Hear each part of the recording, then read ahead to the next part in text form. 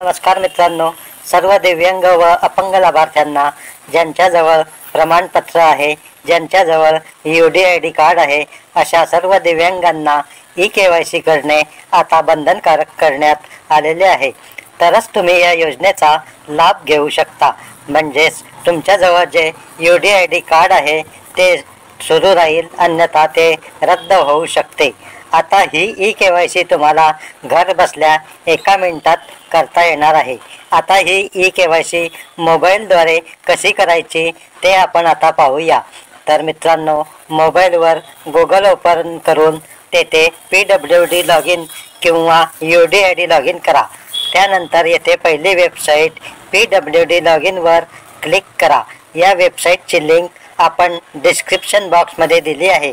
या ठिकाणी आल्यावर तुमच्या सर्टिफिकेटवरील किंवा UDIDवर एक सर्टिफिकेट नंबर आहे, म्हणजेच एनरोलमेंट नंबर किंवा UDID नंबर तुम्हाला तिथे दिसेल. तो नंबर MH पासून सुरू होतो. तो तुम्हाला या ठिकाणी टाकायचा आहे आणि या ठिकाणी डेट ऑफ बर्थ आधार कार्डप्रमाणे तुम्हाला टाकायची आहे. त्यानंतर कॅप्चामध्ये प्लस मायनस गणिताचे उत्तर टाकून लॉग इन करायचे आहे.